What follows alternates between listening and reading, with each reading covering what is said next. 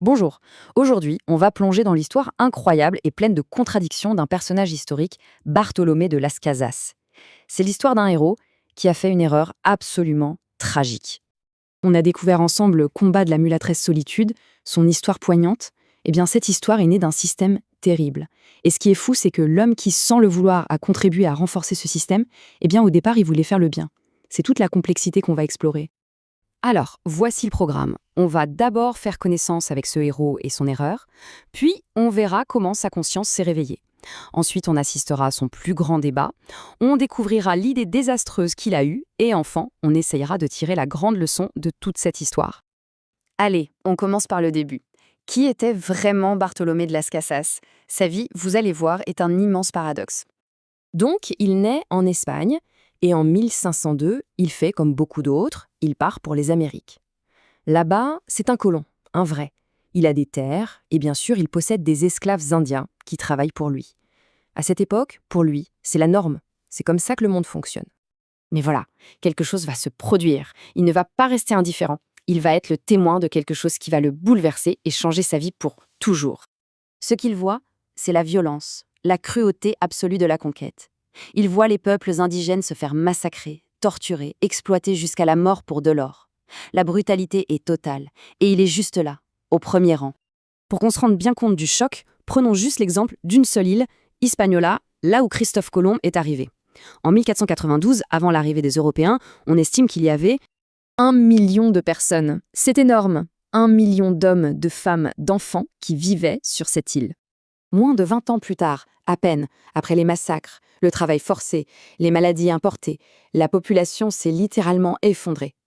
En 1510, il ne reste plus que 10 000. On est passé de 1 million à 10 000.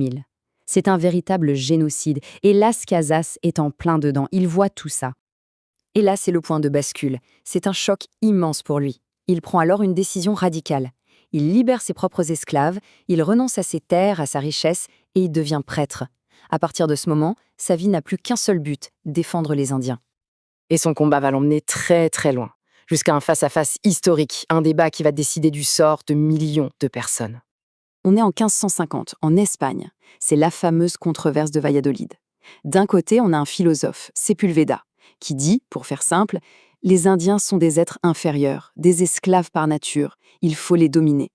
Et de l'autre, il y a Las Casas qui se lève et qui crie « Non, ce sont nos frères, des êtres humains, avec une âme, des droits, et on doit les respecter. » Et le truc incroyable, c'est qu'il gagne, il réussit à convaincre. De nouvelles lois sont alors votées pour protéger les Indiens. Bon, en théorie.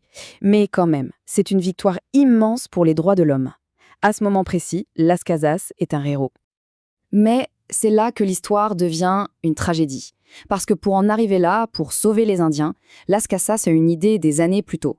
Une idée qui partait d'une bonne intention, mais qui va avoir des conséquences catastrophiques. Voilà le raisonnement fatal qu'il a eu. Étape 1, il voit que les Indiens meurent à cause du travail forcé. Ils sont trop fragiles. Étape 2, et c'est là que tout dérape, il suggère, pour les protéger, de les remplacer. Par qui? Par des esclaves venus d'Afrique, qu'on pensait à l'époque plus robustes. Étape 3, la conséquence terrible, cette idée va servir de justification pour intensifier massivement la traite négrière. En voulant protéger un peuple, il a en fait donné une excuse en or pour en asservir un autre. Les colons, qui ne pouvaient plus exploiter les Indiens comme avant, se sont tournés à fond vers l'Afrique. Le commerce d'êtres humains a explosé pour de bon. Alors comment est-ce qu'on se remet d'une telle erreur? Et surtout, qu'est-ce que cette histoire si compliquée peut nous apprendre à nous aujourd'hui? Le plus tragique dans tout ça, c'est qu'il a fini par comprendre. À la fin de sa vie, il a écrit noir sur blanc qu'il s'était trompé, que c'était une injustice terrible. Il a reconnu que l'esclavage des Africains était aussi monstrueux que celui des Indiens. Il a regretté, mais le mal était fait. Et c'est là qu'on revient à l'histoire de Solitude. Sa mère, cette femme dont on ne sait presque rien, a très certainement été l'une de ces millions de victimes. Une femme arrachée à sa terre en Afrique, déportée à cause de ce système, que Las Casas, en voulant bien faire, a involontairement renforcé. Le combat de Solitude, c'est une conséquence directe de cette erreur. Alors, qu'est-ce qu'on retient de tout ça? D'abord, qu'une bonne intention, ça ne suffit pas. Ensuite, que dans son combat pour un groupe, il en a complètement oublié un autre. Et surtout, la leçon la plus importante, les droits humains, c'est pour tout le monde, sans exception. On ne peut pas défendre la liberté d'un peuple en sacrifiant celle d'un autre. On finit sur cette question qui est vraiment le cœur du problème. Las Casas voulait bien faire, c'est presque certain. Mais son idée a contribué à un drame immense pour des millions de gens. Alors, est-ce qu'une bonne intention, ça peut excuser un résultat aussi terrible?